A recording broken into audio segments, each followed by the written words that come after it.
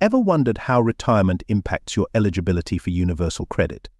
Stay tuned as we explore all you need to know. Before we dive into the details, don't forget to like, subscribe, and comment below with any questions or experiences you might have regarding universal credit and retirement. Your interaction helps us bring more relevant content to you. Today's video will demystify universal credit for those who are approaching or have already reached retirement.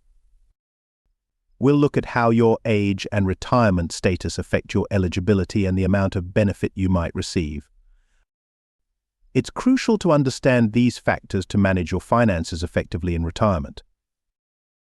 We will also discuss the role of other pensions and savings and how they interact with universal credit. Many retirees are unaware of how their financial planning affects universal credit entitlements. This video aims to clear up the confusion. Lastly, we will provide practical tips for retired individuals considering applying for universal credit. From the timing of your application to the necessary paperwork, knowing these details can simplify the process and ensure you receive the support you're entitled to. Now, let's get into the details of universal credit for retirees. Universal credit is a benefit designed to help with living costs. It's usually available to those on a low income or out of work. However, once you reach state pension age, you might wonder if you're still eligible. If you have reached your state pension age, but your partner has not, you can still apply for universal credit as a couple. This is crucial because it means even in retirement, there could be essential financial support available to you.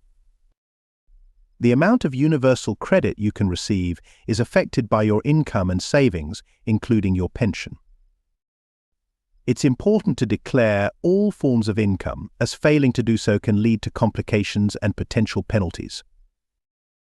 Your state pension will be considered as income when calculating your universal credit payment. If your pension income is high, it could reduce the amount of universal credit you can receive, or you might not be eligible at all. For many, understanding how savings impact universal credit is a major concern. If your total savings are over PS 16,000, you're not eligible for universal credit. Those with savings between PS 6,000 and PS 16,000 will see their universal credit reduced gradually. It's also worth noting that other benefits such as housing benefit, income support, and job seekers allowance will stop if you or your partner start receiving universal credit. Transitioning to universal credit needs careful financial planning to avoid unexpected shortfalls. For retirees living with a disability or health condition, the limited capability for work element of universal credit could be applicable. This can supplement your income if your condition affects your ability to work or earn. Applying for universal credit can be done online, and it's important to have all your financial information handy. This includes details of your income from pensions, any savings, and expected yearly income. Documentation is key when applying for universal credit. Ensure you have all relevant paperwork such as bank statements, pension statements, and proof of identity. This helps streamline the application process and reduces the likelihood of delays. Ongoing declarations are a part of receiving universal credit. You must report any changes in your financial situation, such as receiving a higher pension payment or changes in your savings. This ensures your universal credit payment is accurate and prevents overpayments. Universal credit payments are made monthly, and it's essential to budget accordingly. For many retirees, switching from a weekly or bi-weekly pension payment to a monthly universal credit payment requires adjustment. Lastly, it's crucial for retirees to consider the long-term implications of applying for universal credit. Understanding how your entitlements might change as you age or as your financial circumstances evolve is key to effective retirement planning. By now, you should have a better understanding of how universal credit applies to retirees. Remember, every situation is unique, and it's important to seek personalized advice if you are unsure about your specific circumstances.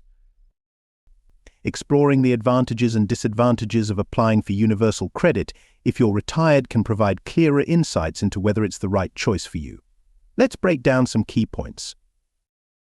One major advantage of universal credit for retirees is the financial support it provides, especially if your only income is the state pension. Universal credit can supplement this, helping to cover living costs and offering a safety net in case of unexpected expenses. However, a disadvantage is that your savings and pension income can affect your eligibility. If your total savings exceed PS 16,000, you won't qualify for universal credit. This can discourage saving, which is often crucial for managing future unforeseen expenses. Another advantage is the access to additional elements within universal credit, such as the housing element, which can help with rent or mortgage interest payments. This is particularly beneficial for retirees who have lower income but still need to manage housing costs. On the downside, applying for universal credit can be a complex process, particularly for those who are not tech-savvy. The application is primarily online, and navigating this digital system can be challenging for some retirees without assistance.